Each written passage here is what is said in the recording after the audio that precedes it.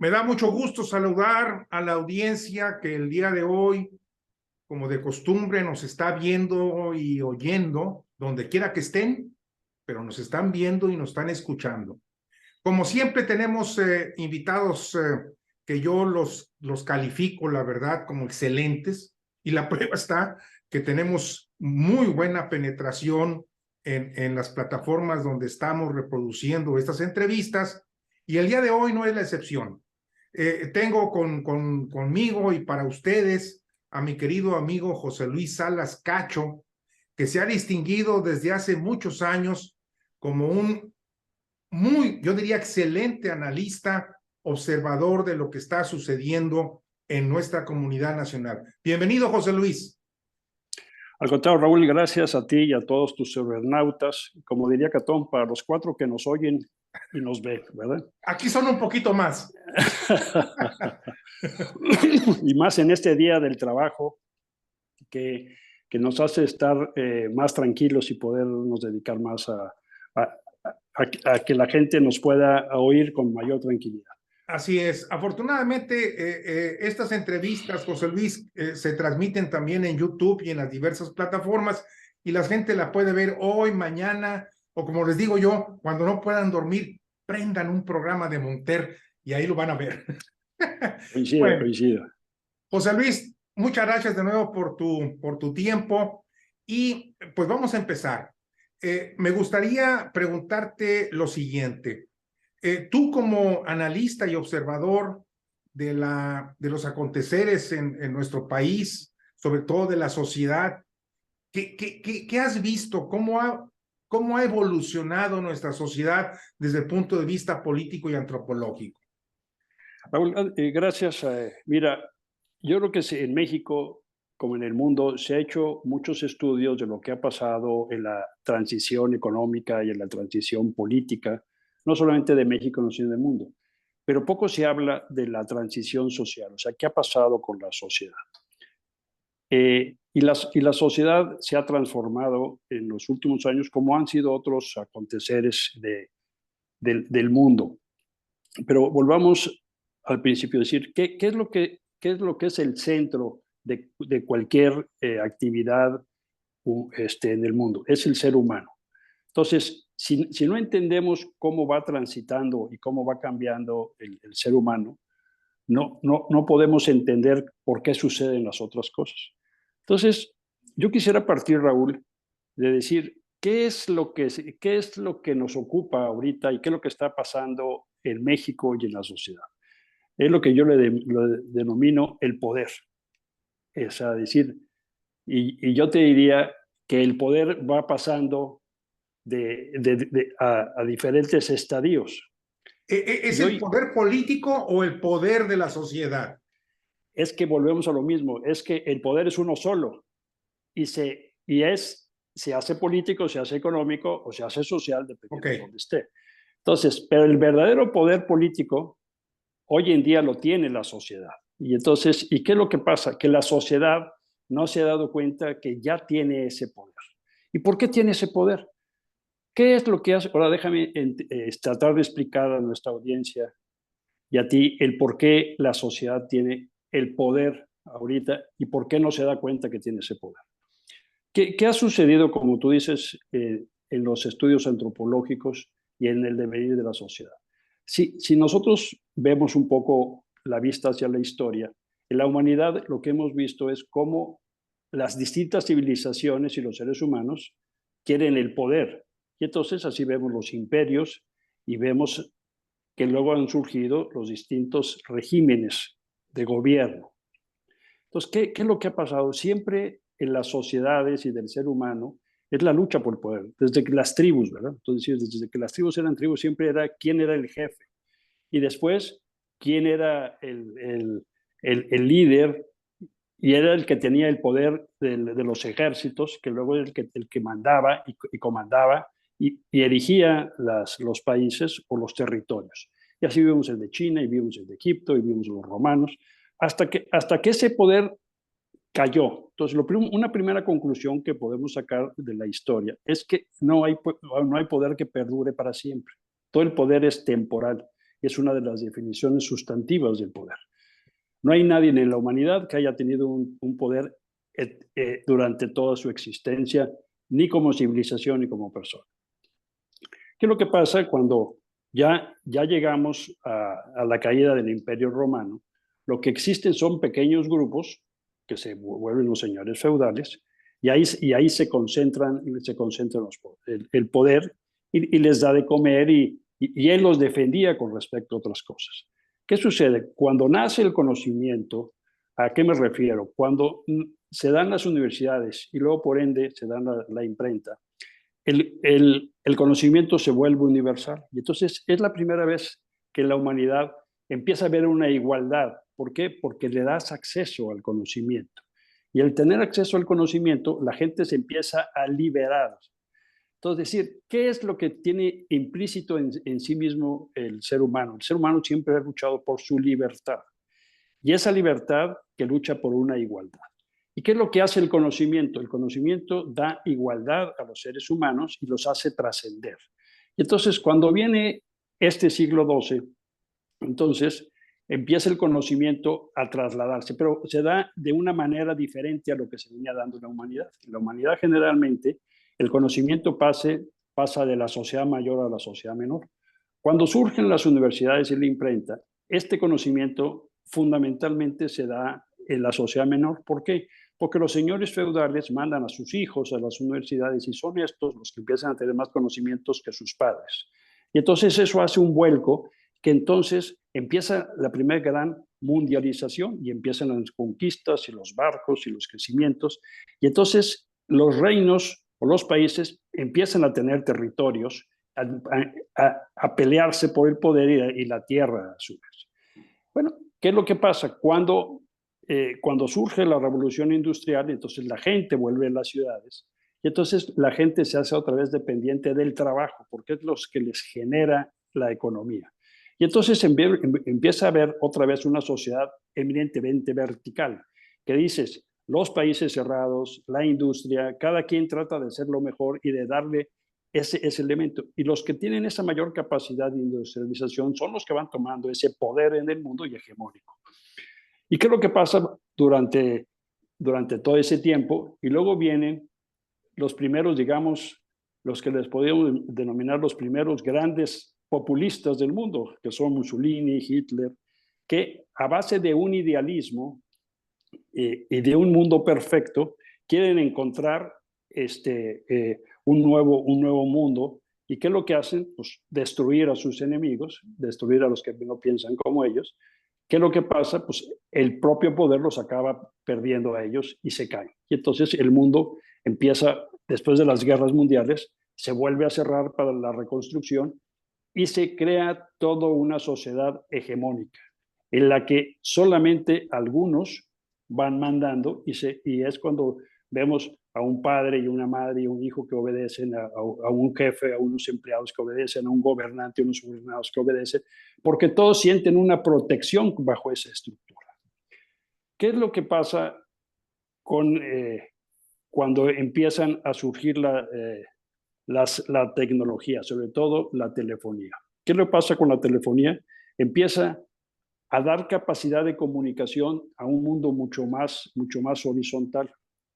Y entonces, las propias necesidades económicas hacen que se creen comunidades más amplias, como son la Comunidad Europea, el Tratado de Libre Comercio, en América del Sur, en Asia, los países del tercer mundo, y empiezan a crearse bloques porque eso les da una mayor agilidad de desarrollo en sus propios países. Y eso afecta a la política. ¿Qué es lo que pasa? Cuando en México, y centrándonos ya en nuestro país, empieza el Tratado de Libre Comercio en 1994, automáticamente empieza la llegada del Internet y la telefonía inalámbrica. ¿Y qué es lo que hace el Internet? El Internet rompe esa verticalidad y entonces empieza a nacer la horizontalidad. ¿Y por qué se da ese fenómeno de la horizontalidad? Primero por las tecnologías, pero también porque la tecnología, uno de los efectos que nos da es que nos da mayor libertad. Y al tener mayor libertad, el hombre necesariamente empieza a buscar mayor igualdad. ¿Y qué sucede? que empezó en los 60, pero se concreta en los 90, precisamente todo el concepto de la igualdad en las razas y en los sexos. Y entonces, ¿qué es lo que pasa? Que por una situación económica y al hombre no poder satisfacer los elementos económicos de una familia, la madre sale a trabajar y entonces sucede que el padre se devalúa y la madre se reevalúa. Y al tener mayor conocimientos gracias al Internet, la sociedad menor, entonces los hijos tienen más conocimientos. Y se da ese vuelco. Entonces, ¿qué sucede? Desde el siglo XII no veíamos este fenómeno en la humanidad. En el siglo XII, por las universidades y un poco después por la imprenta, se da ese conocimiento que inicia por la sociedad menor. Ahora, a finales de los 90 y sobre todo a partir de este milenio, la sociedad menor en el mundo, y no es la excepción México, tiene más conocimientos que la sociedad mayor. Y entonces, ¿qué es lo que pasa? Que se está dando un vuelco, que ese spin, como así hubo una mundialización en aquel entonces, todavía no sabemos qué va a suceder por todos estos fenómenos. Sí lo estamos viendo ahorita, con una mayor capacidad de migración, porque la gente tiene más conocimientos a dónde ir, cómo ir, y la otra nos da una mayor igualdad. ¿Por qué? Porque quita lo vertical. Y al quitar lo vertical, la gente tiene más accesibilidad a muchas cosas que antes no tenía. Y entonces empieza a haber una igualdad. Sí, Raúl. A ver, José Luis, para que nos quede claro a la audiencia y a tu servidor, quitar la verticalidad, como tú le llamas, es prácticamente romper esa fortaleza del poder en un grupo que se vuelve horizontal. ¿Por qué? Porque tenemos más conocimientos, porque tenemos contacto con la gente a través del teléfono, pues inmediatamente tenemos mucha información. ¿Esa pudiera ser la explicación así, coloquialmente hablando? Sí, lo que pasa, Raúl, es que la verticalidad se daba en todo, en las iglesias, en las empresas, en los gobiernos. O entonces, sea, era por llamarlo, era un uso y costumbre de la sociedad. O sea, desde la época industrial, prácticamente, o sea, desde el siglo XVIII, seguimos una verticalidad en el mundo. O sea, había unos que mandaban y otros que obedecían. Ya. Tú dices, en tu casa, en mi casa, tu papá mandaba, tu mamá y nosotros obedecíamos, ¿verdad? Entonces, es decir, hoy en día, ¿qué es lo que vemos? Vemos que hay una horizontalidad. ¿Y qué te obliga a la horizontalidad? Al diálogo. Ya no hay la imposición de las cosas. Entonces, no es lo mismo una sociedad que es vertical, que así se fue alineando. Entonces decías, antes o tú trabajabas en una empresa, o si eras solo, pues eras un asesor hacia las empresas. Y tú dependías de un gobierno, donde generalmente los gobiernos generaban la paz social, la economía y las leyes. Y hoy en día, al tener esa horizontalidad, das más libertad y más igualdad. Entonces, es decir, el ser humano se va moviendo por vértices y hay tracciones y retracciones que yo le llamo. Entonces, decirle, hoy en día, ¿qué mueve la humanidad? La humanidad quiere libertad e igualdad, pero con democracia y desarrollo. Entonces, yo lo ejemplifico, que es como, pues seguramente tú en tu niñez, yo también, tuviste estos carritos que tenían 4 ruedas, ¿verdad? Y te empujaban, ¿verdad? Entonces, es decir, es como esa avalancha, ¿verdad? En la que cada ser humano está puesto en su propia avalancha. ¿Y qué te mueve? Esos 4 ejes. O sea, decirle, tu vida, lo que quieres es la máxima libertad, que tengas igualdad ante todos y ante todo, que sea en una democracia, y la democracia es la capacidad de hablar entre los seres humanos. O sea, que nos dialoguemos, que nos pongamos de acuerdo desde mi comunidad, si estoy en un edificio, pues cómo estoy, si estoy en mi colonia, si estoy en mi municipio, si estoy en mi país, si estoy en el mundo. Quiero tener esa capacidad. Y si yo voy a un país, quiero que me traten igual. Y si voy a conseguir un empleo, quiero que tenga la misma igualdad que otros. Y si voy a una iglesia, quiero que tengan la misma igualdad que otros. Y si voy a la universidad, quiero tener el mismo acceso que otros. Y si voy ante la ley, quiero que tenga el mismo acceso. Entonces, esa es igualdad, ¿verdad? Ya no se reservan lugares y asientos como en el pasado. Exacto. Y entonces decir, esa verticalidad, aquí los hombres, aquí las mujeres, y aquí los que tienen dinero, aquí no. Ahora por eso hay esa mayor movilidad, tanto social como geográfica. Entonces, el mundo ya cada vez vive menos la gente donde nace porque tiene esas facilidades de poderse mover, porque tiene libertad y porque tiene igualdad. Puede viajar, puede tener todo, puede viajar caminando, puede viajar en un carro, puede viajar en un avión, en un barco. Entonces, tienes muchas accesibilidades a todos. Entonces, una de las cosas que ha hecho la horizontalidad es quitar la lucha de clases, porque tienes esa accesibilidad a todas las cosas. Pero eso no es suficiente, porque el hombre no solamente vive de libertad e igualdad, esas son las condiciones. Pero ¿qué es lo que quiere? Quiero vivir en lugares que haya gobiernos en que se dialogue y que nos pongamos de acuerdo a quién le cedemos el poder. Ya ahí quiero entrar al tema. O sea, al final de cuentas, somos los ciudadanos quienes somos los dueños del poder. Los gobernantes son los administradores de ese poder que nosotros se los damos y los legisladores representan el poder que les damos. Entonces, no son dueños, son administradores. Los dueños de ceder mi libertad o de decir, te apoyo para que des mi desarrollo, te lo doy bajo el método del voto. Entonces, por eso lo que los ciudadanos no nos hemos dado cuenta es que el verdadero poder no es el gobierno, no son los políticos, no son los partidos, son los ciudadanos. Entonces, es como tú y yo que conocemos este ambiente de las empresas, los dueños no es el director de la empresa, aunque sea dueño, porque no son dueños absolutos, ya no existen dueños absolutos. Y entonces, ¿y qué es lo que representan al consejo de administración y que a su vez representan a los accionistas, si tienes en la bolsa? Los verdaderos dueños son los que tienen un papel que digo, yo soy propietario. ¿Quién es el propietario de un país? Los ciudadanos. Y entonces los ciudadanos tenemos que aprender a exigir ese poder, porque si no aprendemos a exigir ese poder, entonces los políticos van a acabar siendo lo que quieren hacer porque no hay nadie que les exige. Entonces, lo que tenemos que ver es que ante este mundo siendo horizontal, entonces el poder pasó de los gobiernos y de la parte patriarcal a que todo ya es horizontal. O sea, entonces, ¿qué pasa cuando se hace horizontal? Todas las instituciones se caen. ¿no? Entonces, decir, todos son horizontales, todos somos iguales, pero cada quien jugamos un rol. Por eso, donde más se explica desde el punto de vista, vamos a decirle, de fábricas. Entonces, cuando tú agarras un iPad, que mucha gente tiene, o un teléfono, vemos que está compuesto de muchas piezas, nada más que esas piezas están fabricadas en 25 países. Puede ser China, puede ser Noruega, puede ser México, puede ser lo que tú quieras.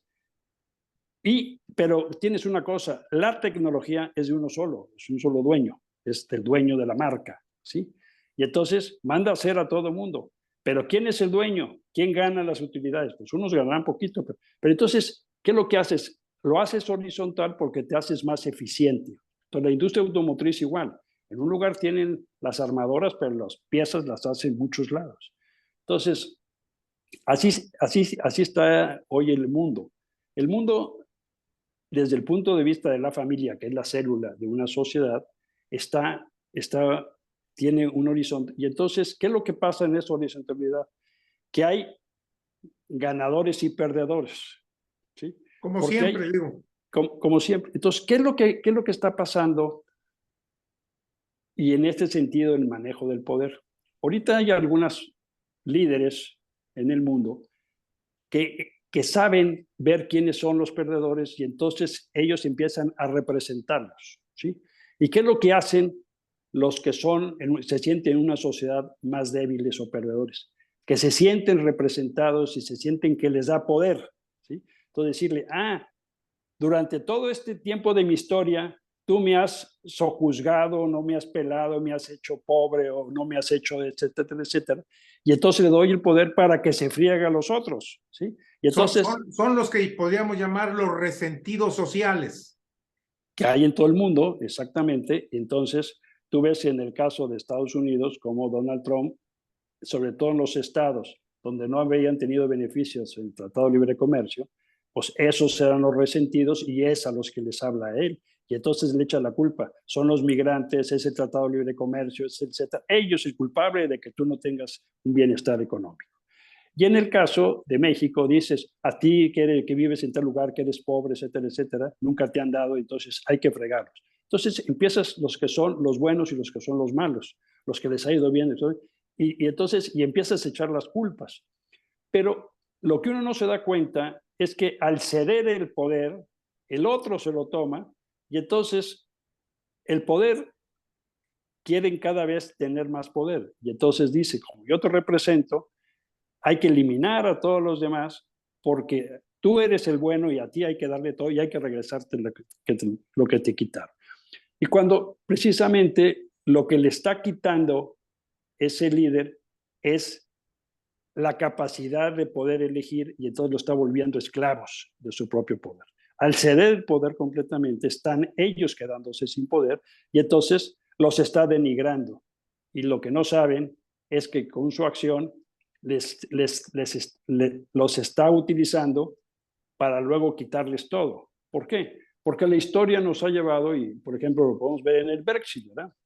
En el Brexit pues llegaron unos populistas y dijeron que Europa era la mala, que el carbón había que volverlo a sacar adelante, que había que salirse de Europa, etc. Bueno, ¿qué ha pasado con Inglaterra? Pues está sufriendo y están sufriendo los que más sufrían. ¿Por qué? Porque le quitaron todas las cosas buenas y simplemente quisieron regresar con una cosa buena en la historia, que la historia no la puedes traer al presente.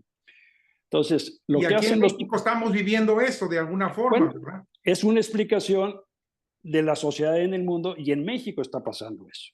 Y entonces, no confundir el tema de una representación que te da una popularidad con una representación real. O sea, una representación real que hace cualquier gente que tiene poder, te doy poder y me das cuentas. Pero en el momento dado que dejas de exigir cuentas, entonces tú estás cediendo todo, tu vida y tu futuro para alguien, dándole el poder absoluto y dándole el poder absoluto y entonces tú mismo estando en contra de tu propia dignidad. Entonces, a la hora que tú entregas todo, pues es como, Raúl, te dijera yo que es como si llegas tú a tu casa ahora y le dices a tu mujer y a tus hijos, o yo a mi mujer y mis hijos, oigan, a partir de hoy, todo se va a hacer como yo quiero, como yo pienso, van a gastar lo que yo quiero y cuando yo quiero, y si les gusta bien, y si no, se van de esta casa, ¿verdad? Y si no, son unos tales por cuales, traidores y todo lo demás. ¿Por qué? Porque no están siguiendo lo que son mis designios. Entonces, automáticamente, pues el que entrega su libertad está entregando su vida. El que entrega la libertad y al no pedir cuentas, entonces estás tú entregando tu futuro. Acabas de tocar, yo creo que un tema central y estoy seguro que la audiencia se ha de estar preguntando. Esa es la razón por la que AMLO ha gobernado a través de un sistema de gobierno central opaco, donde no rinde cuentas, donde simple y sencillamente hace su voluntad de acuerdo a lo que él decide, no respeta la división de poderes, no respeta la Constitución. Eso es lo que podríamos ir concretando de esta plática, José Luis. Claro, claro. O sea, hay un pedazo de la sociedad mexicana que le ha entregado el poder, su libertad, y él ha abusado de esa entrega, de esa libertad, para hacer lo que él quiere hacer. Porque la otra es que él se asume como el representante de esas acciones, digamos, de esa libertad que da la gente, pero sin dar cuentas. Y entonces, ¿qué es lo que está haciendo? Abusando de la confianza de la gente. ¿Y qué va a pasar? Necesariamente la gente se va a dar cuenta que no le está yendo tan bien como él pensó que le iba a ir. ¿Por qué? Porque lo único que estamos viendo es una concentración del poder que está castrando el futuro y entonces, y lo que le da a la gente, lo da más en un sentido, vamos a decirlo literalmente, de maiciar cosas, de darles cosas para pensar que están recibiendo algo, pero en realidad les los está haciendo esclavos de su pensamiento y les está castrando su capacidad de ser buenos, de ser ciudadanos que tengan valor por sí mismos. Entonces, ¿qué es lo que pasa? Cuando la gente se dé cuenta que están quitando su libertad, pues es cuando van a empezar los gritos. Y no hay autócrata que luego va camino a ser tirano, que no sea aniquilado por sus propios, por aquellos que los engañó. O sea, y la otra cosa que está haciendo y entrando al tema de la sociedad es eso, ¿verdad? Es decir, que es una sociedad entre buenos y malos, y evitando todo proceso de democracia y por lo tanto todo esquema de desarrollo. ¿Por qué lo que está haciendo Raúl? En ese carrito que decíamos de la avalancha, le está quitando las dos llantas. Y cuando te quitas dos llantas, al rato se te van a caer las otras dos. ¿Y qué pasa? Pues de repente... No avanzas. Así es. Pero, y en la defensa de ese carrito, debemos de llevar como sociedad una solidaridad. O sea, decir ¿qué es lo que está pasando en México? Hay una persona que tiene en su pensamiento una serie de ideas que las quiere hacer a pesar de que otros no quieren que se haga. Pero todo lo que hace, o sea, todo lo que él pide es lo que no está dispuesto a hacer. Él ataca, él injundia, él etcétera, y pide que no lo ataquen, que no lo injundien y que no le digan. Él miente y quiere que no le mientan. Él quiere todo el poder y no quiere que los demás se lo frenen. Entonces, ¿qué es lo que pasa? Pues bueno, él mismo va acabando su propia historia, que como él lo define, o sea, él no puede definir que él es un transformador hasta que la historia diga que es un transformador. O sea, nadie escribe la historia antes, la historia la escriben otros y después de. Entonces, es decir, él siempre vive en un pasado y quiere escribir una historia, para que lo recuerden en ese sentido. Pero todo lo que hace Raúl, lo hace para los que les dijo que les pidió prestada su libertad, para luego él ser lo que él quiere. Y entonces, todas las obras que él está haciendo, la refinería, el aeropuerto, el tren transísmico y el tren Maya, no ayuda para nada a la gente más necesitada. Porque los más necesitados no necesitan gasolina, no necesitan el aeropuerto, no necesitan el ferrocarril y no necesitan un tren de pasajeros que dé la vuelta de 1.500 kilómetros en la península yucateca. Entonces, decirle, está trabajando para él, para una historia que él quiere construir, pero no le está dejando nada. Les está dando un poquito de ayudas que cuando lo acaba de decir el Coneval, la gente que menos tiene recibe 30% menos de lo que recibía en sexenios pasados. ¿Por qué? Porque a la hora de poner a todos por igual, a todos los mayores y a todos los jóvenes y a todos los no sé qué, lo único que hace es que a la hora de quitarles lo que les quitó, les da menos en apoyos. Pero no solamente eso, al quitarles las medicinas y al quitarles el seguro popular, sigue el asunto, los hace gastar proporcionalmente más de lo que no gastaban. Entonces, prácticamente lo que se les da se los quita. Y él está muy orgulloso de lo que no depende de él. Está muy orgulloso del peso, está muy orgulloso de las remesas en los extranjeros. Claro. Está muy... Entonces, y la otra es, viéndonos ya como sociedad, el 70%, 75% del desarrollo y la actividad económica de este país no lo produce el gobierno. Entonces, quiere decir eso que la sociedad hoy en día produce mucho más que el gobierno. Es más importante lo que produce la sociedad, un taquero, el de la farmacia, el hombre camión, el que tiene una pequeña y mediana empresa, etc. Y la otra es que si recorremos de los años 80 a esta década del 2020 a 2030, hay muchísimo más empresas que las que había antes. O sea, hay más empresarios que los que había antes. Entonces, hoy los empresarios, hoy la clase media, es el ente más importante para el desarrollo y el progreso del país que lo que es el gobierno. Con todo y lo que gasta el gobierno, es más importante la actividad económica que hace la sociedad organizada dentro de la economía que lo que hace el gobierno. Y hoy en día, una sociedad bien organizada tiene muchísimo más capacidad para poder quitar y poner a los gobernantes que quiera, es cosa que se lo proponga. Entonces, aquí es el voto, es la herramienta más importante que tiene la sociedad para quitar y poner, pero no solamente eso, sino que no solamente podemos ser demócratas porque vamos a votar, somos demócratas porque cuidamos nuestros intereses. En este sentido, tenemos que exigir las cuentas. Está un administrador para dar resultados en seguridad, dar resultados en educación, dar resultados en salud, dar resultados en economía, dar resultados en vivir y cumplir las leyes. Y si alguien eso no debe hacer, pues hay que hacerlo. Entonces, ¿qué es lo que está haciendo este gobierno? Quitándonos la capacidad de poder pedir cuentas y él concentrando todo el poder para hacer lo que se le pegue la gana.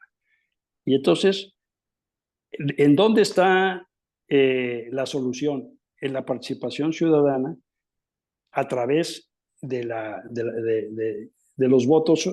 Y la otra es que decimos es que allá los políticos, entendámonos, todos somos políticos. Podrá haber políticos partidistas, pero todos como sociedad, al momento de cuidar el bien común es de todos y por lo tanto todos somos políticos y todos debemos de cuidar por los demás. Lo que no podemos hacer, no, pues pobre gente de los migrantes o pobre gente de los que no tienen, de los que tienen alguna pobreza, o pobre gente de los de Oaxaca, o los de Chiapas, o los de Baja California, o los que tienen inseguridad como en Guanajuato, en Zacatecas o en Tamaulipas. No, todo esto nos debe preocupar y ser solidarios, porque si no cuidamos a ellos al rato, nosotros vamos a tener esos problemas.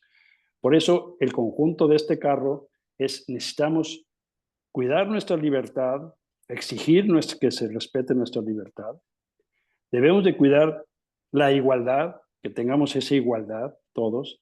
Tenemos que cuidar que haya democracia y que haya desarrollo, pero siempre y cuando que vayamos todos juntos en el mismo barco.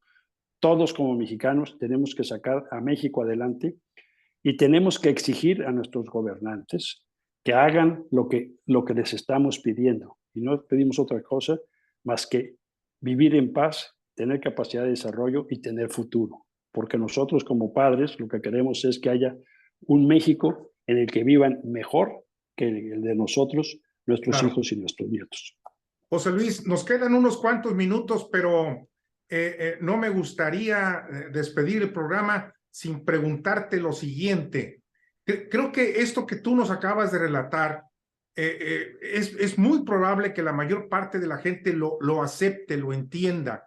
Lo que pasa es que no hemos sabido cómo ponerlo en práctica y para qué, ¿verdad? Entonces, estaría dispuesto a otra plática, a otra entrevista, con el objeto de concentrarnos en el cómo y el para qué tiene que hacer la sociedad. Claro, con mucho gusto, así es. Dice, no hay descripción ni estrategia que valga si no tiene un camino de acción para concretarlo. Exactamente, exactamente. Bueno, entonces estamos comprometidos. Creo que la ciudadanía se va a quedar con una excelente expectativa de lo que puede venir en la próxima entrevista. Nos ponemos de acuerdo en la fecha y la hora. Dejaremos pasar unos días también para que tú cumplas con tus responsabilidades. Y creo que esto va a ser muy interesante porque ahora sí que podemos detonar un aspecto que difícilmente se ha venido analizando, me refiero yo en la opinión pública y mucho menos en las redes sociales. Y creo que esto es una responsabilidad y yo la tomo. Y creo que tú puedes ser una parte importante para poder aterrizarlo. Con mucho gusto, Raúl. Por eso decimos, generalmente los seres humanos le queremos echar la culpa de lo que pasa mal a otras gentes o a otras causas. Nosotros somos la gente y la causa de nuestros errores, pero también está en nuestras manos el corregirlo en nuestros aciertos. Entonces, es decir, tenemos una gran oportunidad de poder corregir por diferentes razones lo mal que hayamos hecho o en nuestra vida o en nuestras decisiones políticas. Entonces, decir, lo único que no podemos hacer es aceptar que no se puede hacer nada. Muy bien. Pues de nuevo, muchas gracias, mi querido José Luis. Y pues seguimos en contacto para poder llevar a cabo esta segunda entrevista. Que tengas un buen día Y saludos a toda la audiencia. A toda tu audiencia, a ti y a tu familia. Un abrazo. Igualmente, José Luis, muchas gracias. Bye.